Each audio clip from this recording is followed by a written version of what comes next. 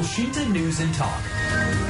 Pendengar, pelibatan guru sebagai penanggung jawab program makan bergizi gratis MBG di sekolah menuai berbagai respon. Berdasarkan surat edaran Badan Gizi Nasional, guru penanggung jawab program MBG di sekolah akan mendapatkan insentif bagi penerima manfaat. Dikhawatirkan keterlibatan guru dapat mengganggu pembelajaran siswa. Bagaimana tanggapan dari para guru? Kami saat ini sudah tersambung dengan Ketua Pengurus Besar PGRI sekaligus dosen UIN Jakarta, Dr. Jajan Musfah. Elshinta News and Talk. Pak Jajan, bagaimana PGRI menilai insentif guru 100.000 per 10 hari ya? Apakah layak dan apakah bisa mengganggu pembelajaran siswa, Pak Jajan?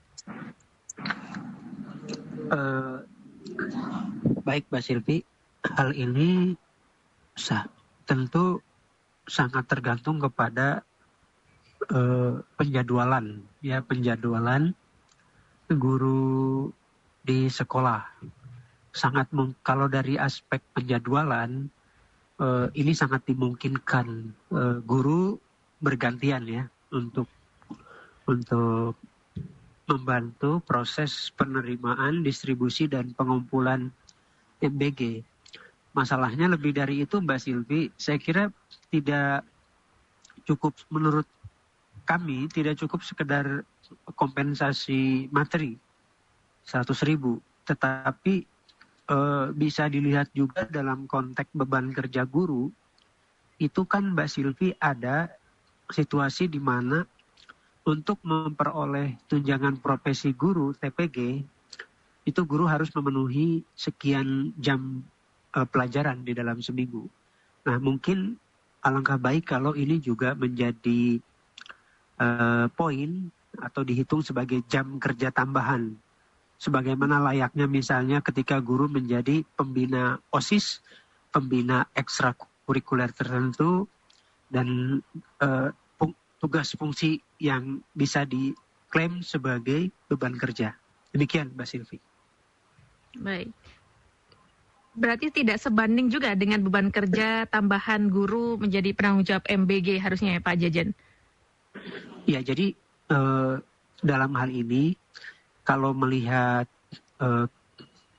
ketidaksederhanaan, ya, jadi kita tidak boleh menganggap guru, katakanlah guru piket MBG di sekolah ini sebagai satu aktivitas yang bisa dianggap mudah, ringan, tetapi juga membutuhkan kesigapan, membutuhkan keterampilan tertentu, disiplin tertentu, sehingga meskipun terlihat seperti menerima paket makanan, kemudian mendistribusikan, kemudian mengumpulkan, itu juga menurut kami tidak bisa hanya bisa dikompensasi dengan materi 100.000, tetapi kalau bisa juga menjadi poin bagi penghitungan jam kerja, sehingga untuk memastikan guru-guru yang kurang jam pelajaran tidak mengajar di sekolah yang berbeda, Mbak Silvi, tetapi cukup di dalam sekolah. Di satu sisi mereka terpenuhi jam kerja sebagai syarat penerimaan tunjangan profesi guru, tapi di sisi lain juga guru-guru membantu mensukseskan program prioritas Presiden, yaitu makan bergizi gratis. Kalau dari asal dananya, dana insentif ini kan berasal dari biaya operasional Satuan Pelayanan Pemenuhan Gizi di sekolah. Ini bagaimana menurut Pak Jajan, Pak? Ya, memang kita di sini melihat ya bahwa ini kita harus mendengar juga dari SPPG apakah penambahan entitas baru atau honorarium bagi guru ini tidak mengganggu, pertama, kualitas makanan. Yang kedua, tidak mengganggu proses distribusi, dan yang terakhir tidak mengganggu proses SPPG di dalam mensukseskan hadirnya makanan yang bergizi, ya, makanan yang bergizi, juga distribusi yang tepat waktu. Karena kita tahu bahwa angka di awal itu adalah 15.000 per porsi. Kemudian di sana ada sampai ke SPPG itu berapa? Apakah 10.000 apa tetap 15.000? Nah, saya kira komponen-komponen ini yang harus bisa dijelaskan ke publik, apakah penambahan honorarium untuk guru ini jumlah ideal yang yang diterima oleh SPPG untuk menghadirkan tadi prinsip makanan bergizi gratis. Kalau mengganggu, artinya harus ada kuota khusus ya yang disiapkan oleh pemerintah. Jangan sampai karena ada komponen baru yaitu honorarium akan mengganggu kualitas makanan yang diterima oleh para siswa. Karena kita sepakat MBG ini sebagai program yang bagus hanya jika betul-betul memenuhi kualifikasi sebagai makanan yang bergizi. Ya, kita ke pendengar dulu ya Pak Jajen ya. Ada ingin bergabung nih Pak Jajen? Ya, silakan. Kita ke Kampung Melayu atau pendengar yang baru bergabung. Topik kita siang hari ini adalah guru penanggung jawab MBG akan menerima insentif sebesar Rp100.000 per hari penugasan dan akan dicairkan setiap 10 hari sekali. Ada Pak Sony di Kampung Melayu. Selamat siang Pak Sony. Selamat siang. Assalamualaikum Pak Jejen, Pak Bu Silvi. Ya. Waalaikumsalam. Ya gini Pak, intinya gini Pak, kalau bisa udahlah guru jangan dilibatkan ke situ, nggak usah. Nanti berbagi tanggung jawab. Udah aja biarkan yang MBG aja. Kasihan nanti citra guru gara-gara 100.000. Tuntutannya pasti banyak, apalagi guru piket. Nanti ini kalau guru itu digugu dan ditiru. Jadi jangan nanti gara 100.000 dia lupa dengan jam piket. Tugas guru itu banyak banget. Kan mendidik kan Bapak yang ngajarin saya kan bergaulan orang dewasa kepada anak-anak untuk mentransformasi tingkah laku maupun pelajarannya. Jadi disitulah keterangannya adab itu tadi. Kalau ini tercerai-berai, terpisah-pisah, karena 100.000, tujuan pendidikannya nanti malah nggak tercapai, sementara ngatur makanannya tuh repot. Yang berikut, saran aja nih Pak, kalau bisa. MBG ini di klaster aja Pak. Contoh, anak Santa Ursula, Santa Maria mungkin dia nggak mau kalau dapat dari MBG. Karena Santa Maria itu kalau makan siang, mereka udah siapin sendiri dengan gizi yang baik. Ya kan, jadi terkesan ini kita kok ngatur-ngatur gizi-gizi ini orang tua lebih hebat ngatur gizi, maksudnya supaya El Sinta misalnya sekitar El Sinta itu daerah Joglo sekolahnya bagus-bagus ya, anaknya mudah diatur, itu mungkin bisa terkontrol sama orang-orang yang cerdas. Tapi kalau yang di daerah-daerah sana makanannya juga beda, mau di Ambon orang senang makan pepeda sama sagu, kita baku atur gitu mana bisa. Ini pemasaran seperti ini perlu dikaji ulang. Makanya banyak orang yang protes, ibu-ibu. Sampai itu kayak di Jogja kemarin, masak-masak harus. Ini kan udah kurang bersahabat. Ini perlu makan 15.000 sampai ke tempat cuma 8.000. Itu yang jadi masalahnya Pak. Makanya kalau keracunan orang bilang wajar. Ya karena mendingan makan di warteg 10.000. Ya lebih hebat gitu. Saya pikir ini perlu dicuaji bener Pak. Ya jangan sampai kalah sama Santa Ursula, Santa Maria. Coba Bapak lihat itu. Dan ada satu lagi kalau saya lupa, dekat Pasar Minggu ada sekolah negeri. Itu makan siang bareng-bareng. Udah lama Pak.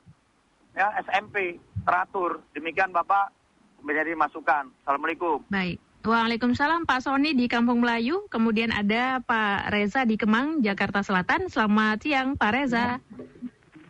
Ya, halo. Ya. Ya. Kalau saya tadi yang sebelumnya kan bilang guru, kalau saya suka jujur sama narasumbernya, maksudnya sesuai, dia bilang mensukseskan program presiden. Itu benar, kita sebagai warga negara, presiden kan bukan kepala pemerintahan aja, tapi kepala negara. Cuma pelaksanaannya memang harus diperhatikan itu. Kalau misalnya harga bisa turun dari 15.000 ya, yang korupsi ditangkap dong, bukan MBG-nya. Tapi nanti kalau harganya dinaikin jadi 20.000 nanti protes, ntar pajak saya juga ikut naik gitu kan kira-kira, jadi susah juga kita. Mensukseskannya saya setuju benar.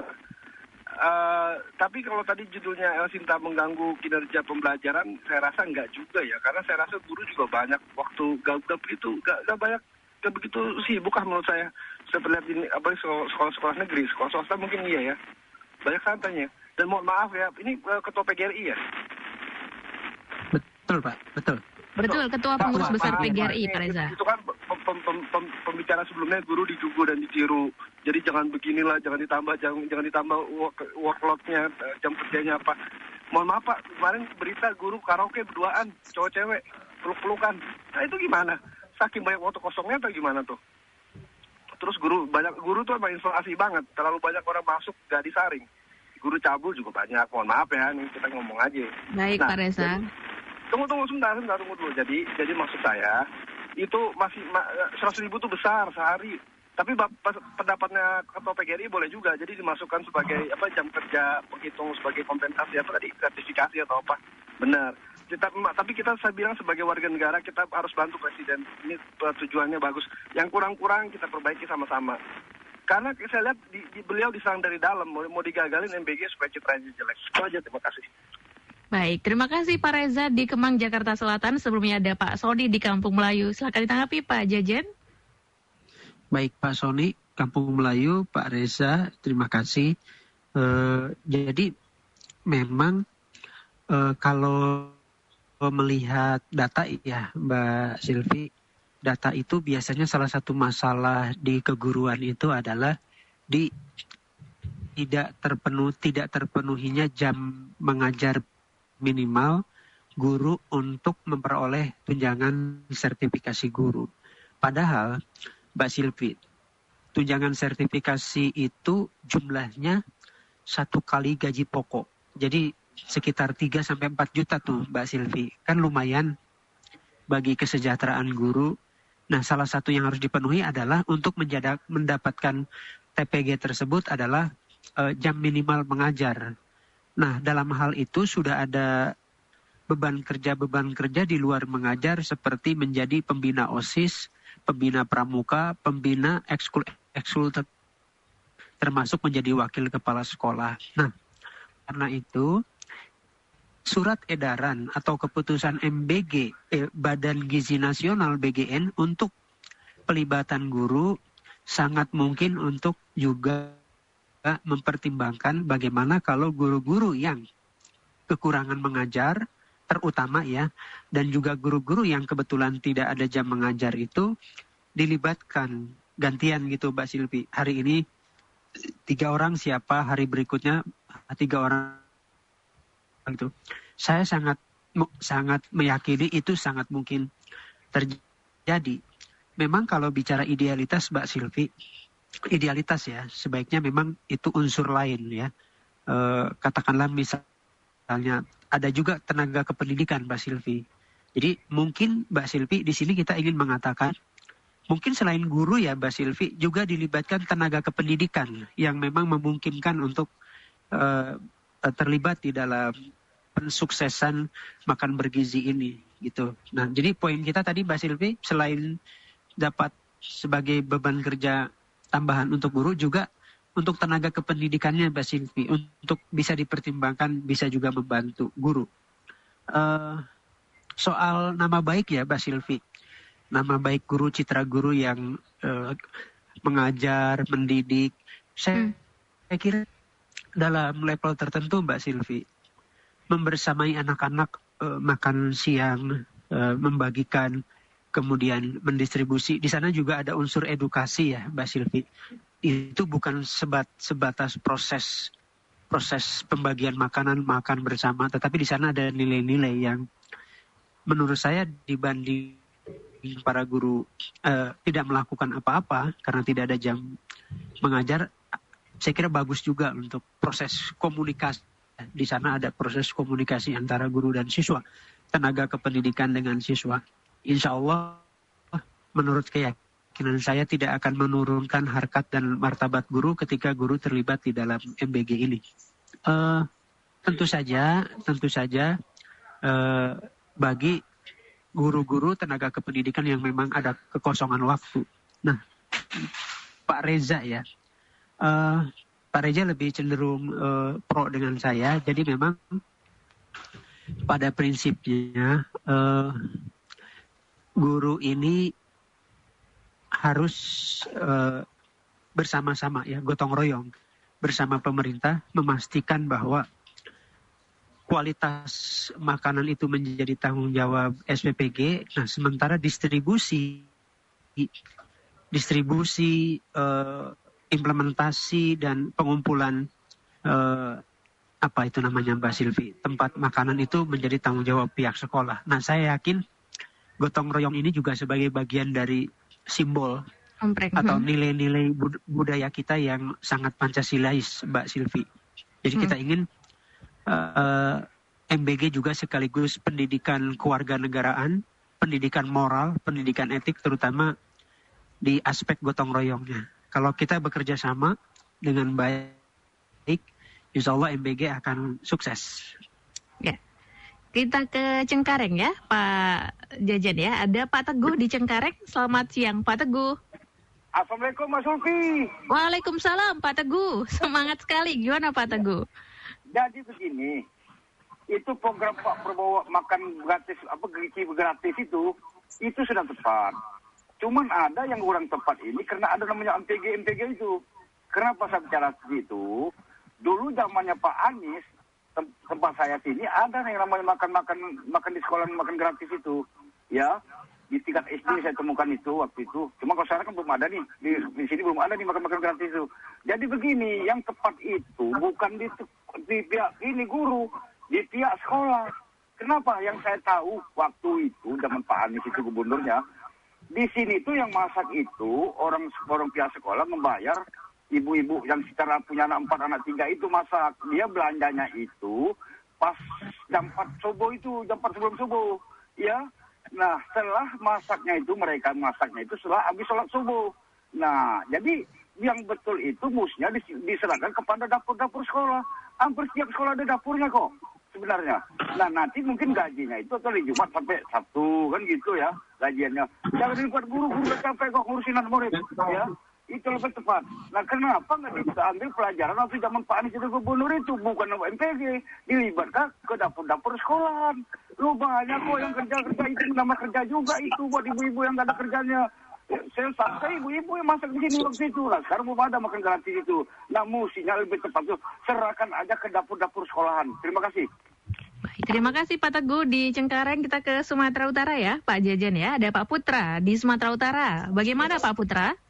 Ya, Assalamualaikum Pak Jajan dan Mbak Silvi. Waalaikumsalam Pak Putra. Iya Pak Jajan gini, ini kan MBG ini makan bergizi gratis ini kan dilakukan kan sekali makan kan, dan sehari itu misalnya mereka belajar kan Senin sampai Sabtu nih, SD sampai SMP kan. Kalau SMA, SMK itu kan 5 hari belajar ya, Senin sampai Jumat, Sabtu libur. Itu kan seharusnya setiap hari kan sekali makan, siangnya lah gitu kan. Nah, yang menjadi pertanyaan Pak Jejen, di lapangan yang terjadi itu, sekali MBG-nya datang, besok nggak datang lagi, 5 hari keluar lagi, dan seminggu. Ini bagaimana pelaksanaan seperti ini? Padahal tadi Pak Jejen kan bilang, kalau bisa guru itu dilibatkan dalam memantau, mengawasi makan gizi gratis itu, dan itu masuk jadi tugas tambahan dan dapat tunjangan kan begitu, karena kan guru itu kan diukur dari jam mengajar 24 jam dan tugas-tugas tambahan yang lainnya kan begitu, mau dia honorer mau apa kan itu kan kuncinya. Yang berikutnya Pak Jejen, betul memang tugas guru sebenarnya bukan hanya 2 ya, mengajar dan melatih, membimbing, menilai, banyaklah, lebih dari 10.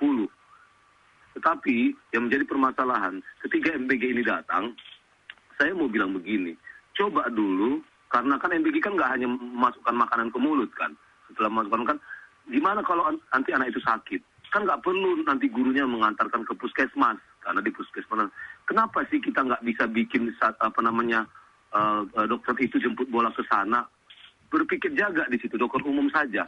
Ada di situ satu ruangannya. Jadi Senin sampai Jumat itu entah berapa dokter dari puskesmas itu di situ satuan unitnya. Entahkah ada dokter psikolog atau apa, karena sekarang kan tidak hanya kebutuhan isi perut Pak Jejen, anak-anak sekarang kan gadget dan apa itu kan sudah kecanduan. Ya, terkait guru jadi penanggung jawab MBG-nya, bagaimana Pak Putra? Maksud saya nggak tahu apakah memang sekalian aja kantin itu menjadi SPPG-nya, biar jangan dipolitisasi kan begitu. Karena kan cenderung Kantinnya. kan Baik. ketika di tempat jauh sana mobil busnya mengantar ke sini udah sempat basi. Kan begitu, berulat. Pertanyaannya kalau tadi kantin sekolah itu di situ aja SPPG-nya, entah SPPG-nya dari tim ahli memasak dari luar sana, tim gizi dari sana, itu nggak mau tahu kita. Tapi nggak ada cerita lagi alasan jauh banget kan gitu. Karena memang kan SPPG kan hanya satu unit aja. Ya. Atau kayak rayon dulu Pak, mau bentar Bu Silvi. Atau kayak satu rayon, misalnya SMA Negeri 1, 2, 3, ini tempat SPG-nya. Gitu, supaya jangan ada kejadian. Jadi maksud saya, mau pelibatan guru, pelibatan dokter profesi lain, penegak hukum, di sekolah itu harus ada biar saling mengawasi. Jadi nggak hanya cerita, hanya makan sekali itu, nggak ada. Karena layanan aduan itu, kalau bisa ada Pak Jejen. Jadi ada penindakannya, mau pakai dekret presiden terserah. Karena kenapa? Biar jangan ada unsur kesengajaan. Unsur unsur ini kan begini ya, bisa kita kasih yang murah-murah ini sayur dan apa yang busuk-busuk. Nggak ada seperti itu, karena untuk anak jangan coba-coba. Kok udah masuk rumah sakit gimana kalau anak Pak Jejen, anak Mbak Silvi yang kena keracunan begitu? Kan cemas kan? Ini kan sama kayak uji malpraktek kan begitu. Untuk kesehatan jangan coba-coba lah. Mohon petunjuk. Assalamualaikum. Waalaikumsalam Pak Putra, intinya harusnya diserahkan ke kantin dan harus ada layanan aduan ketika nanti ada yang keracunan atau yang tidak sesuai dengan SOP gitu ya Pak Putra ya. Silakan ditanggapi Pak Jejen. Iya Mbak Silvi, sebenarnya kan tema kita fokus ke ini ya, ke apa? Guru sebagai penanggung jawab. Pelibatan guru ya dalam MBG ini untuk memastikan bahwa pekerjaan guru itu tidak quote and quote tidak sia-sia ya, artinya dihargai lah, diapresiasi oleh pemerintah dan kita sambut bahagia. Nah, jadi kalau kita lihat Pak Teguh sama Pak Putra ini ada kecenderungan juga untuk tadi ya Mbak Silvi, bagaimana kalau sekolah itu menjadi SPPG sehingga dapur sekolah dimanfaatkan, rantai pasoknya tidak terlalu jauh ya kalau kata Pak Putra gitu. Sebenarnya menurut saya ya Mbak Silvi, saya yakin ada juga kajian atau model-model yang disampaikan Pak Teguh Pak Putra itu di level BGN itu ada ya. Artinya kemungkinan menggunakan model sekolah atau kantin sekolah sebagai SPPG sangat mungkin ada diskursus di sana. Tapi mungkin sampai saat ini eksekusinya masih seperti model yang sekarang. Ada SPPG, kemudian baru ada dikirim ke sekolah. Nah, apapun yang dipilih oleh pemerintah, poin penting dari surat edaran terbaru ini adalah memastikan bahwa kerja guru di dalam MBG ini diapresiasi. Saya kira ini kemajuan Mbak Silvi, menurut saya ya. Sebagai kemajuan bahwa memang tidak mudah Mbak Silvi, sekali lagi tidak mudah melaksanakan MBG di level sekolah, apalagi kita ini bagi semua guru ini pengalaman baru dengan jumlah kuantitas yang cukup tinggi juga. Karena itu apresiasi pemerintah di dalam bentuk nominal uang, kita usulkan juga tadi sebagai beban kerja, itu mudah-mudahan ini salah satu jawaban agar MBG ini semakin hari semakin semakin sesuai harapan. Kecil kemungkinan ada hal-hal yang di luar desain awal gitu. Nah di sisi lain Mbak Silvi, saya kira ini juga penting untuk monitoring ya. Penting monitoring. Jadi guru di dalam hal ini bertindak juga sebagai instrumen untuk melihat kendala-kendala BGN di lapangan sehingga bisa memasok aspirasi-aspirasi kendala-kendala ke BGN, ke pemerintah. Sehingga sekali lagi ke depannya MBGN itu kalau berbasis data, berbasis monitoring, kemudian evaluasi, maka MBG akan semakin sesuai desain, sesuai harapan kita semua. Gitu.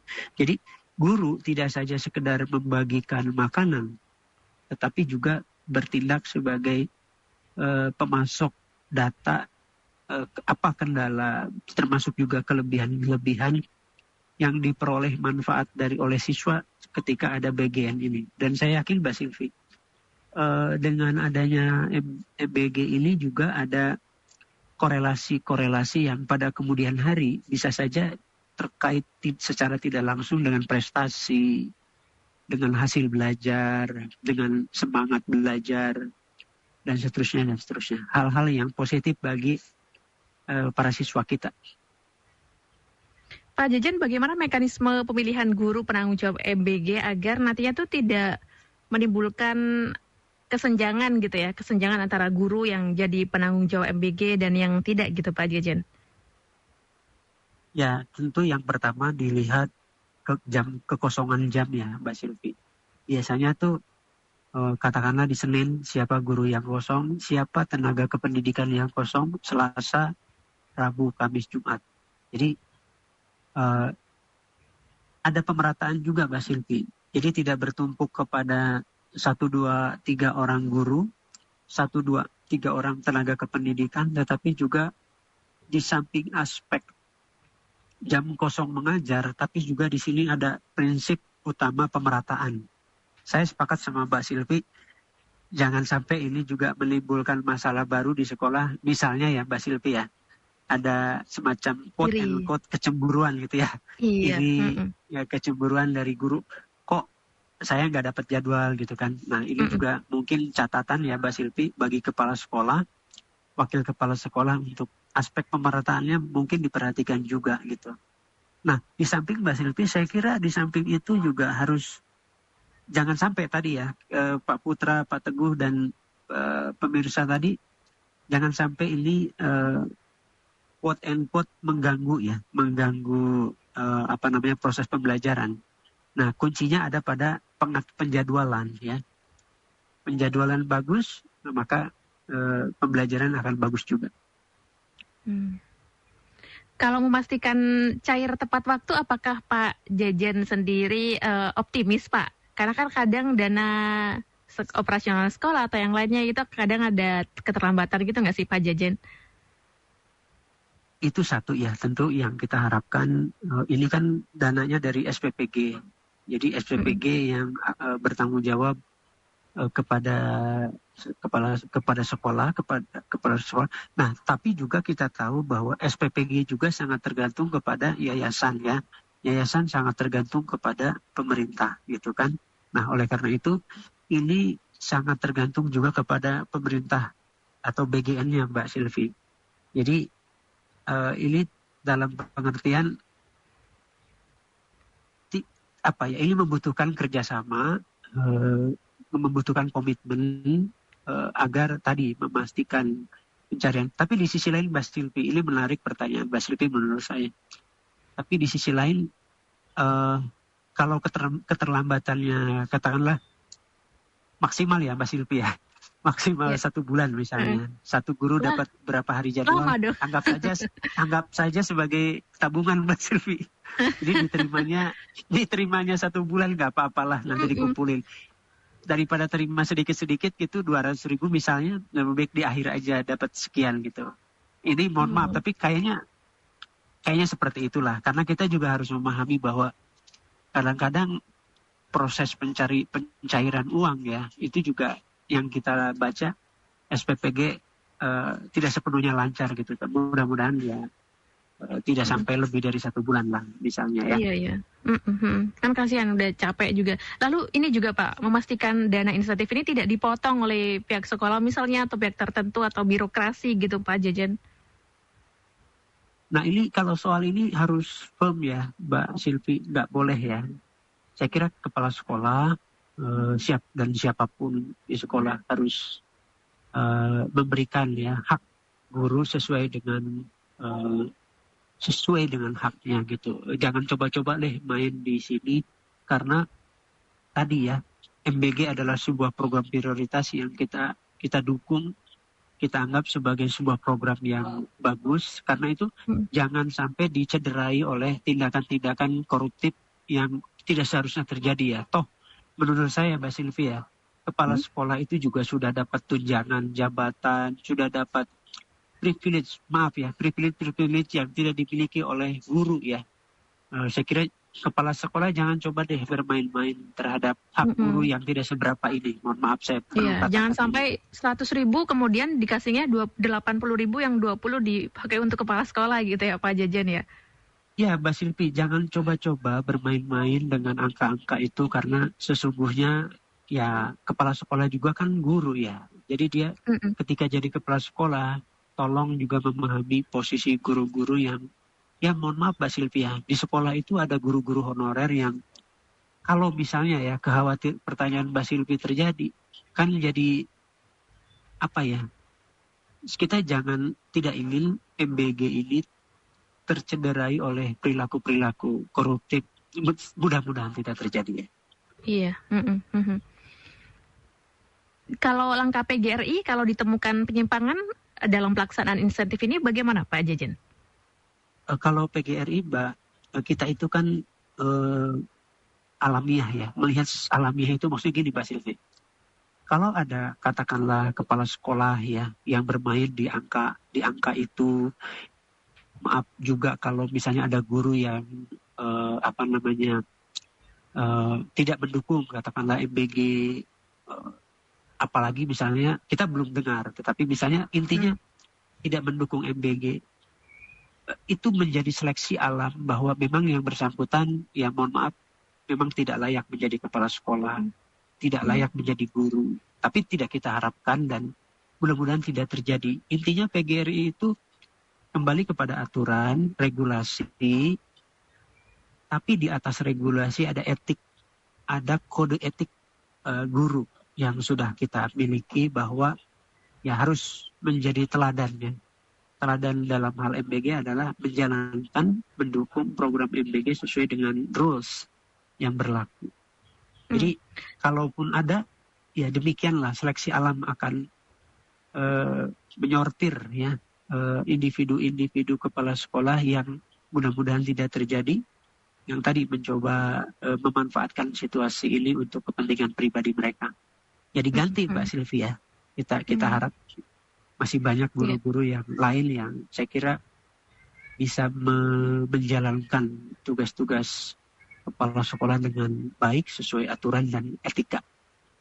Baik, kita nanti lihat ya bagaimana pelaksanaannya di sekolah. Terima kasih banyak Pak Jejen sudah bersama El Sintas yang hari ini Pak Jejen ya. Sama-sama Mbak Silvi, terima kasih juga. Ya.